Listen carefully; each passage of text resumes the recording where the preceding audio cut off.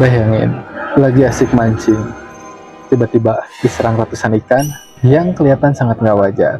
Dan ternyata, welcome back di ceramah, cerita seram malam Jumat. Hari ini, baru tahu, ternyata hobi memancing itu sangat beresiko. Horor, menyeramkan, mengerikan. Jadi gini, hari ini saya dapat cerita dari seorang pemancing, di mana waktu itu dia mengalami sebuah kejadian horor yang pokoknya sangat dikasihin. Jadi gini, hari itu pemancing itu mancing di aliran sungai di Cikapundung sekitar tahun 2014 katanya, sebelum Cikapundung di pondasi pinggirnya. Dulu Cikapundung itu masih full tanah, jadi si pinggir-pinggir sungainya itu full tanah, dan biasanya ada kayak semacam pohon kayu gitulah, pohon bambu. Biasanya di sekitaran aliran sungainya banyak pohon bambu. Nah, memang kan biasanya kalau mancing pasti nyari spotnya yang kayak gitu kan, yang adem, terus yang jarang dijamah, karena biasanya ikan kan suka diam di tempat kayak gitu. Namun hari itu keputusan dia buat mancing di tempat yang jarang dijamah membawa dia ke sebuah pengalaman horor. Hari itu hari Kamis, malam Jumat Kliwon. Si pemancing ini nggak sadar bahwa hari itu adalah malam Jumat. Seperti biasa, dia siapin umpan, pergi mancing ke aliran sungai Cikapundung yang ada pohon bambunya itu. Waktu itu dia mancing nggak sendirian, katanya dia berempat lah sama saudara sama temannya. Dia pergi ya kayak biasa, udah persiapan lah, sekitar jam 4-an lah. Dia pergi mungkin sampai sana jam setengah 5, karena kan emang target mancingnya kan ikan lele, ikan turnau. Biasa keluyurannya sore sampai malam kan. Nah, singkatnya, mereka sampai di spotnya di Cikapundung dekat daerah Pasir Luyu. Singkatnya, mereka mulai mancing. Waktu itu setengah 5-an, pas mereka mulai gelar pancingan. Dah, mereka mancing lah gitu ya. Nah, awalnya di spot itu agak sepi, nggak terlalu banyak ikan, belum ada sanggutan, apalah bahasa Indonesianya, belum ada ikan yang mau makan. Terus waktu berjalan udah jam 5 masih belum ada, setengah 6 masih belum ada. Pas setengah 6 lebih menjelang maghrib, tiba-tiba spot tempat mereka mancing dipenuhi ikan ratusan. Kalau pakai logika sih kayaknya nggak wajar, soalnya kan dari tadi sebut tiba-tiba rame. Tapi ya namanya pemancing, hari itu dia ya senang-senang aja, bakal panen nih katanya. Nah, waktu dia lagi asik-asiknya, dia manggil temannya, "Bro, ini di sini lihat." Tapi yang anehnya, temen-temennya malah bilang, "Enggak, sok aja kamu wes."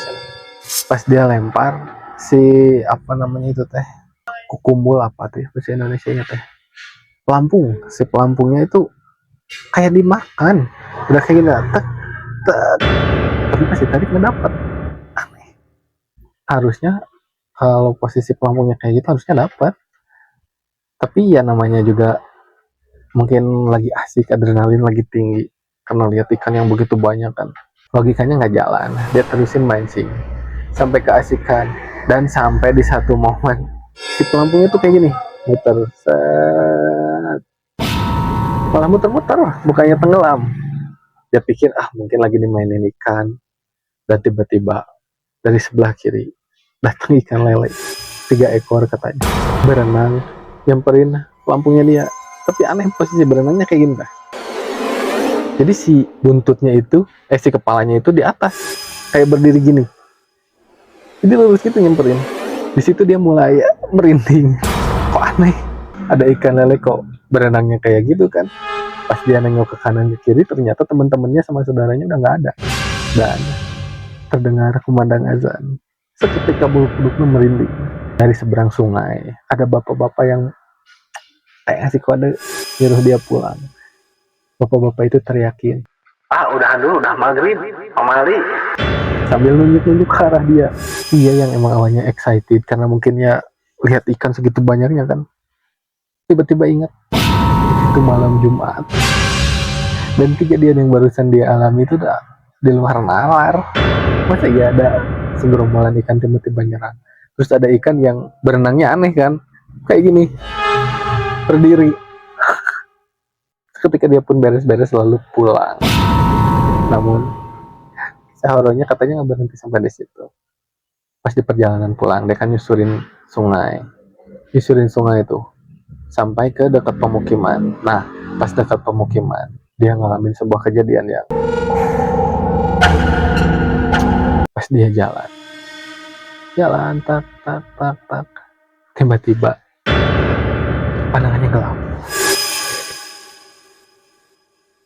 gelap, kayak kayak mau pingsan gitulah katanya.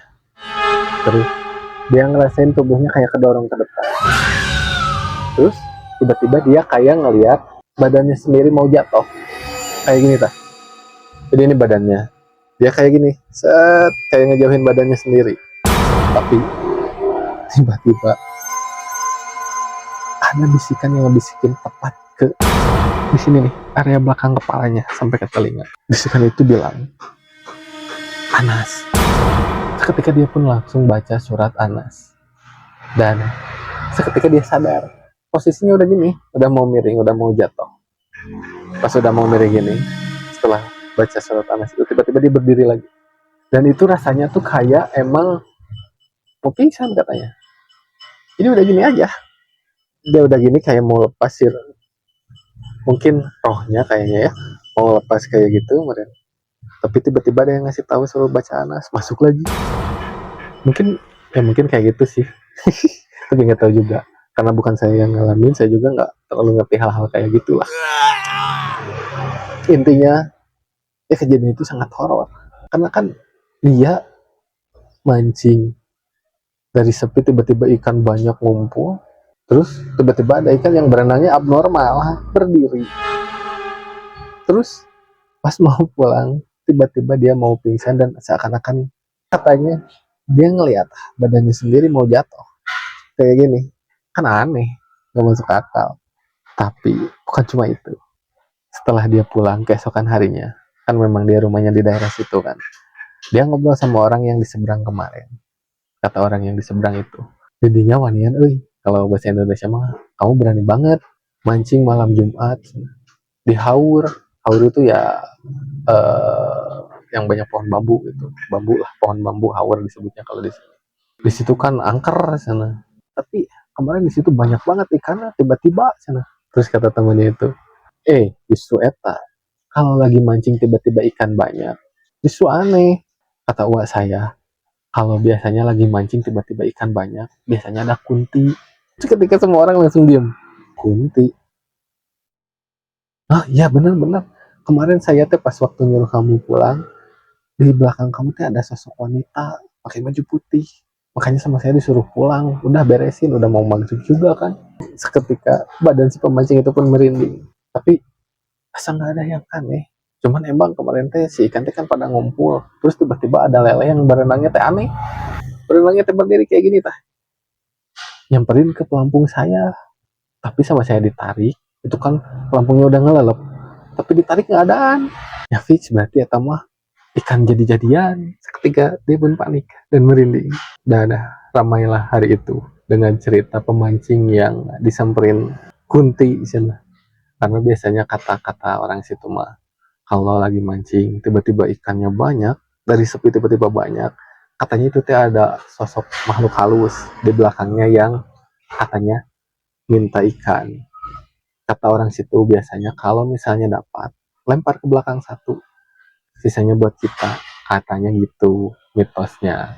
Setelah hari itu orang-orang jarang ada yang mau mancing ke sana, apalagi hari Kamis malam Jumat menjelang maghrib pula. Dan itu jadi pengalaman yang berharga buat dia. Segimana sukanya memancing, kalau udah mulai aneh-aneh lebih baik berhenti, pulang, jangan maksain. Dan itu juga jadi pelajaran buat saya karena saya emang hobi mancing.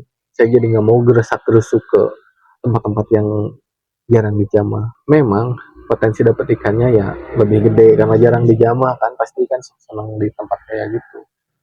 Tapi kalau ketemu hantu mah ya males juga tuh. Jadi ya begitulah cerita hari ini. Pemancing yang nggak sadar dia mancing malam Jumat menjelang maghrib. Sampai jumpa di cerita berikutnya. Dan kalau kamu punya cerita atau pengalaman horor, jangan lupa komen di bawah biar nanti saya baca, saya ceritain ulang di sini. Kita cerita bareng-bareng.